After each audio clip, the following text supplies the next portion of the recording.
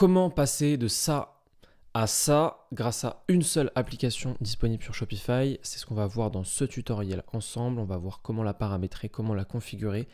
Elle est gratuite, elle est simple d'utilisation. On va voir tout cela ensemble dès maintenant. La vidéo que vous allez voir, elle est issue d'une beaucoup plus grosse vidéo qui est ma grosse formation de 4 heures gratuite disponible sur YouTube. Le lien est dans la description. Je vous invite à aller voir la vidéo complète si jamais vous voulez apprendre à créer une boutique de A à Z sur Shopify. Bon visionnage. L'application Color Swatches, elle est super intéressante pour les boutiques, notamment les boutiques de vêtements, parce que vous allez pouvoir personnaliser un peu la fiche produit et personnaliser un petit peu la manière dont sont affichées les pilules de variantes.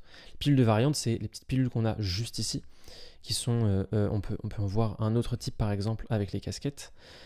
Ce sont les petites pilules qui vous permettent en fait de changer de photo et de changer de variante pour l'ajout au panier. Donc on va voir comment faire pour activer un système un petit peu différent, un système un petit peu plus agréable, notamment pour les visiteurs. Donc vous allez taper ici toujours dans cette barre GLO. Pour avoir GLO Color Swatches, vous aurez, ce serait écrit aucun résultat, donc il faudra aller faire rechercher GLO dans l'App Store de Shopify.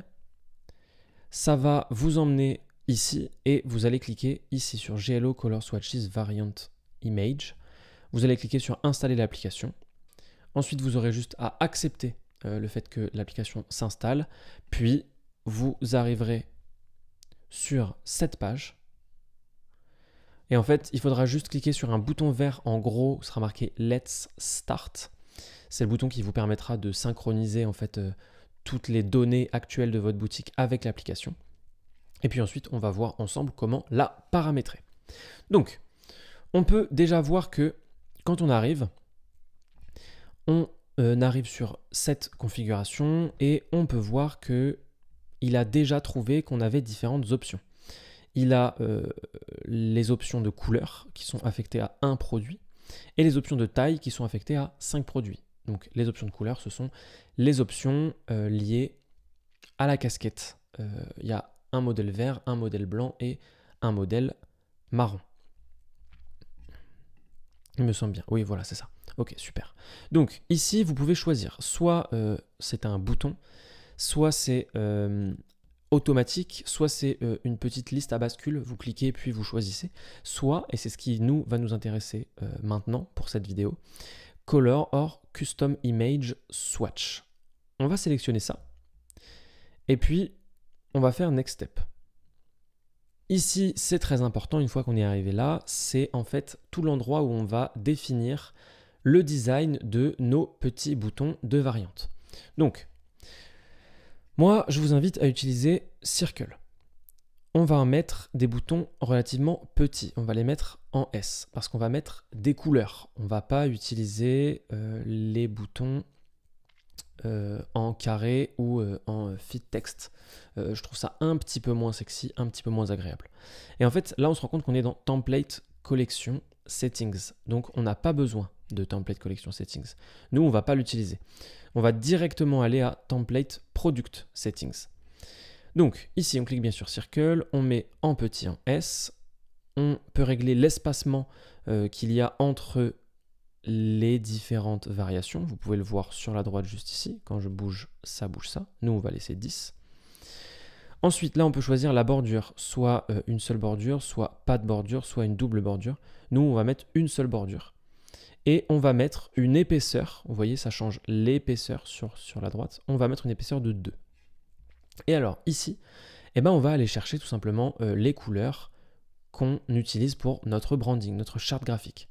Donc en premier, moi je vous conseille de rien mettre. Vous pouvez mettre blanc par exemple.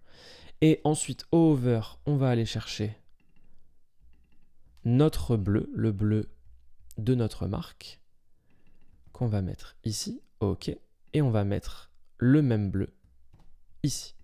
Super. Comme ça, en fait, quand vous passez dessus, ça met bleu. Et quand vous sélectionnez, ça reste sélectionné en bleu. Ensuite, vous pouvez mettre qu'il y a un petit effet quand vous cliquez. Regardez, je vous montre. Là, ça met une petite ombre. Enfin, un petit flou. Là, ça met une petite ombre aussi. J'aime pas du tout cet effet, personnellement, donc je ne le mets pas. Au niveau du zoom, vous pouvez le mettre, ça met un petit zoom sur l'image. Alors, je ne sais pas si vous le voyez bien à l'écran, mais c'est vraiment très léger. C'est pareil, je trouve que c'est pas vraiment très utile. Ici, c'est pareil, on peut mettre beaucoup de choses différentes. En fait, ça va être au hover, donc au survol, ça va mettre des petits effets. Par exemple, là, on voit que ça réduit l'image. On peut aussi grossir l'image, c'est sûrement le plus intéressant de tous. Là, ça grossit l'image, mais plus lentement. Ok. Ça tourne de gauche à droite. Là, c'est l'inverse, de droite à gauche.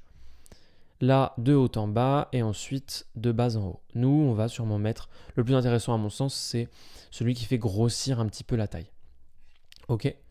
Ça, on n'a pas besoin du tout parce que nous, on a personnalisé notre fiche produit. On a bien fait notre travail, donc on n'en a pas besoin. Ici, c'est pareil, on peut supprimer ça. Le contenu, on va le laisser aligné sur la gauche et on va cliquer sur Next Step.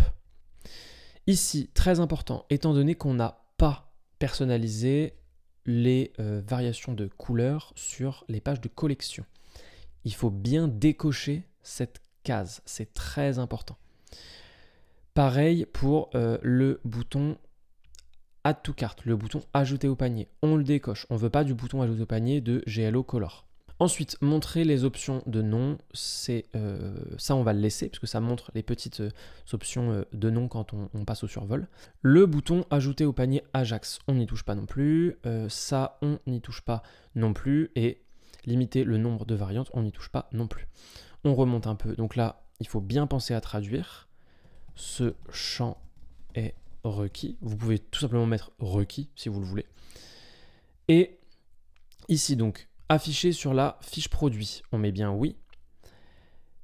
Il faut que le client clique parce que sinon il n'aura pas choisi de variante.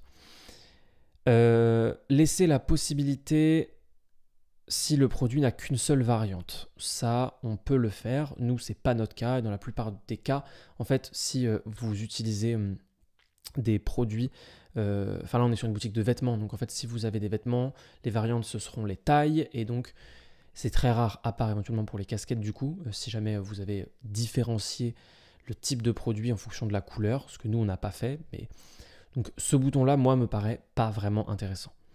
Et ce bouton-là n'est pas intéressant non plus. Ici, très rapidement, on va tout traduire. On va mettre sélectionner une option. Ici, on va mettre rupture de stock. Ici, on va mettre ajouter au panier. Ici, on va mettre ajouter ER au panier. Attention, ici, ça veut dire que ce produit a été ajouté, hein, added.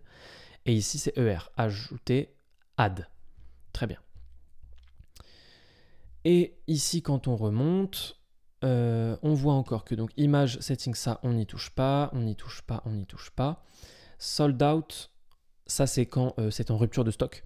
Quand c'est en rupture de stock, ce qu'on peut faire, c'est qu'on met tout simplement que c'est barré. Ce sera beaucoup plus clair comme ça. Et ensuite, on peut faire next step. Alors là, c'est très important, il ne faut surtout pas manquer cette étape. Donc, GLO détecte que notre thème, c'est Sense. Il nous dit donc d'ajouter Globo Swatch à notre thème. Et il nous met un bouton exprès pour ça. Donc, on va cliquer sur Go to Theme Editor. Ça nous amène directement dans notre thème. On voit que c'est bien coché. On enregistre. Ok, super. On actualise pour être vraiment sûr que c'est bien enregistré. Parfait, ça semble bien enregistré. On peut revenir en arrière et on peut cliquer sur le bouton vert. Je vois le widget de changement de variante. Ok, maintenant que tout cela est fait, on n'a plus qu'à modifier, à aller choisir à quoi on veut que ça ressemble. Donc, nos petits boutons, on ne va pas y toucher. Ok, on va désélectionner le fait que les variations soient visibles sur les collections et on va aller customiser un petit peu ce qu'on a fait pour les couleurs. On ne peut pas customiser les boutons. Hein. Vous voyez, sur les boutons, je vais actualiser pour que vous voyez à quoi ça ressemble. hop, voilà, sur les boutons, ça va faire quelque chose comme ça. C'est très bien comme ça, hein. Je vous invite vraiment à le laisser et à pas trop vous prendre la tête sur les boutons. Par contre, sur les couleurs, c'est là que ça va vraiment nous intéresser. Donc on va cliquer sur configurer. Et là, en fait, on va venir mettre nos couleurs directement.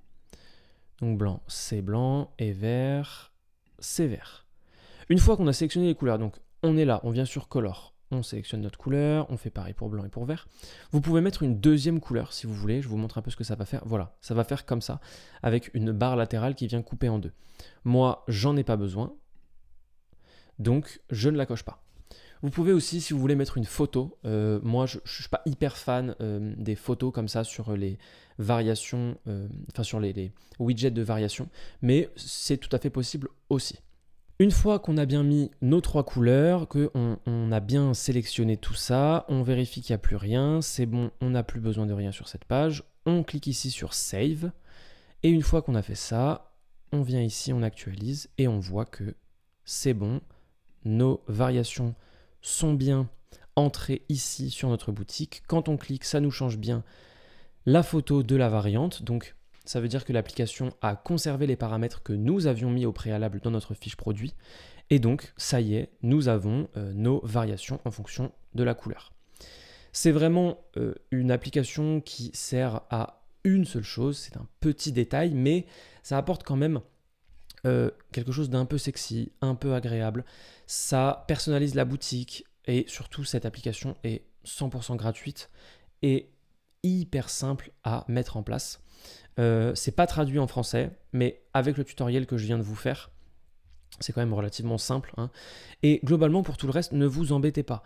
Alors, si jamais vous souhaitez mettre aussi les variations de couleurs sur les pages de collection, en fait, vous allez ici dans Settings, vous descendez, afficher sur les pages de collection et vous sélectionnez ici. Ça affichera directement sur les pages de collection. Moi, j'en ai pas besoin, je préfère que ça reste sur les fiches produits. Voilà, vous savez tout, vous savez comment paramétrer, modifier les pilules de variantes sur vos fiches produits ou sur vos fiches collection. Tout est fait pour que ce soit simple à utiliser, donc n'hésitez pas à l'utiliser sur vos propres boutiques. Je vous le rappelle, cette vidéo, celle que vous venez de voir, est tirée d'une beaucoup plus grosse vidéo de 4 heures où je vous apprends à créer une boutique Shopify de A à Z en passant par énormément d'étapes différentes, toutes les étapes par lesquelles vous aurez besoin de passer si vous voulez créer votre boutique. Donc n'hésitez pas à aller voir cette vidéo, le lien se trouve dans la description. Si vous aimez ces vidéos, n'hésitez pas à vous abonner, à mettre des likes, ça soutient énormément cette chaîne. Je compte faire d'autres grosses vidéos pour tout vous apprendre sur Shopify et que vous puissiez être autonome à 100% là-dessus. Merci à tous et à bientôt.